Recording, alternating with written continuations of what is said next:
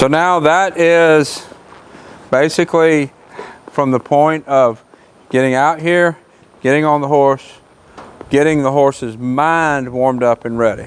Now at this point, I can trot her around, I can get her body a little bit more ready, but I'm going to always get the mind warmed up first. At this point, proceed forward with your training, trot around, and then ease into whatever you're training. And that's how you get a mind warmed up.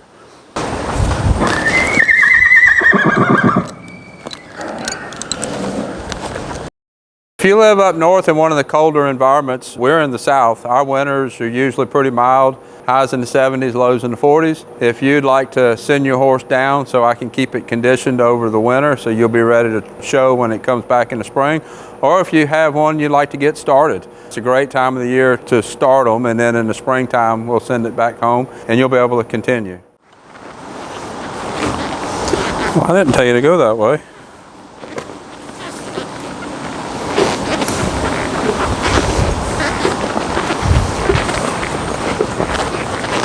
I just got on her. Normally I walk a couple of circles each direction. She is a more finished horse, so I give her a little bit more leeway as far as it's probably a little bit bigger circle. You saw me back out from the mounting block there. That helps get their mind staying shifted in neutral when I sit in the saddle so that they don't automatically start walking forward, which she wanted to do. So when they do that, I back them up and then walk out from the mounting block and then start my couple of circles. Today I want to talk about warming up process, getting your horse warmed up, getting him going, starting a training session. I've talked in some previous videos about how your training session should go with the 50, 70, 90% days. We'll talk a little bit about how long you should ride.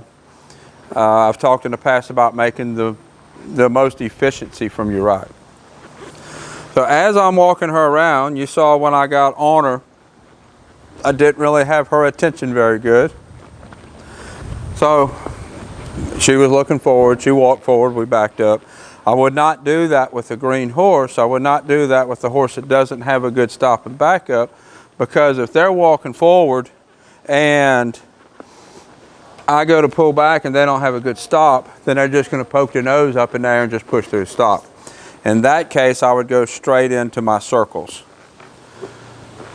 They get on the mounting block, they walk forward, I start circling immediately. It all has to do with getting their mind, getting their attention on the work that we're about to do. Walk forward there. She's really good at walking to the mounting block and saying, well, I can't go there. She's done that twice since I've been on her.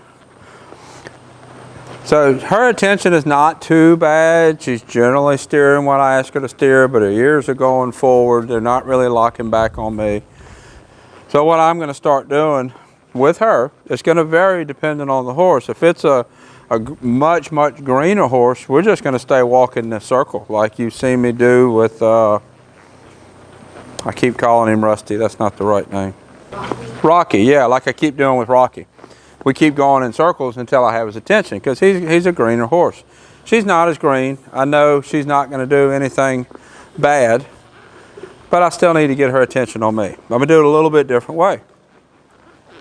So what I'm going to do with her is we're going to start into some leg heels. Asking her to push over, push over, push over. Back entire circle.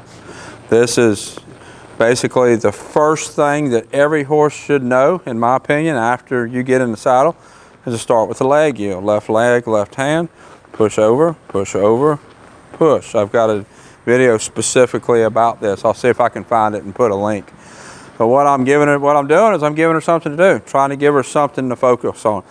If she's out there, attention is out there, what a lot of people will do is they just kind of panic and hold on, waiting for the horse to act, and then the rider reacts, which is just a setup for failure. You're going to end up with a problem. So anytime your horse's attention is not on you, give them something to do. Exactly what you give them to do doesn't matter, but you need to give them something to do. Right here, I like to do the leg heels. because all of my training builds on that. Let's leg yield the other direction.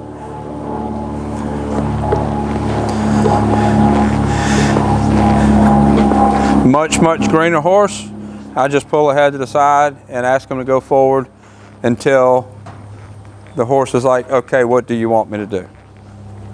So that varies as the horse gets a little bit older. Ray, you see, I've done a lot of videos of her. Her warm-up has changed a lot over the years that I've had her in training, as her mind has matured, as her body has matured. And it should be the same way with your horse. Like I say, when we get on, we walk circles from the first ride till it's a season finish horse, but kind of how that develops should change as the horse develops and grows and matures. There we go. So by starting with this leg yield, this is the first thing a horse should know how to do. As soon as I get on a green horse and it's not bucking me off, this is the thing we start working on. So this is like kindergarten to her, and she's more junior high level. So this is easy stuff. And by doing that, that's getting the ears soft, getting them flick around on me, getting her more thinking about what do you want me to do. So now watch her ears. They were all locked forward, now they're starting to soften and come back. As I put leg on her or put hand on her, those ears are starting to come back. Now I have a horse with a mind that's ready to train. In the beginning, I didn't have that. Both ears were forward, didn't have her attention on me. Really, her mind was not ready to train. Now her mind is ready.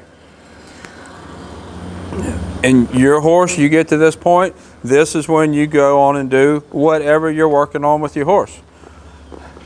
But this warm-up with Zyla here would be the same with your horse that's in her stage of training. I am riding her with a German Martingale today. I'll try to find a link to put somewhere on the video in the comments or somewhere. I use this German Martingale a lot when I have a horse that has pole resistance. It's not something I ride in all the time. You don't see me with it on a lot.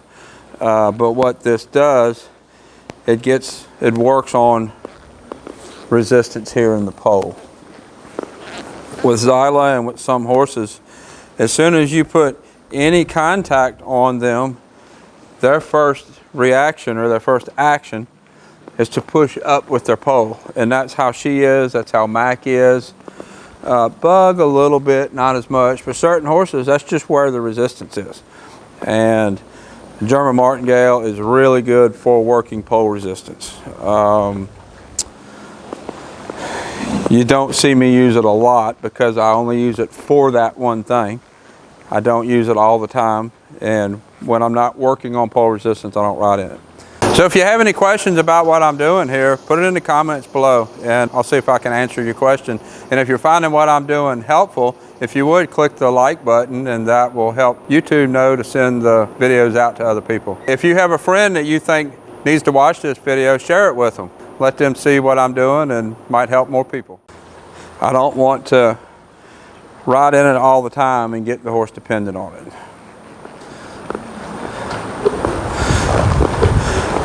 So now that is basically from the point of getting out here, getting on the horse, getting the horse's mind warmed up and ready.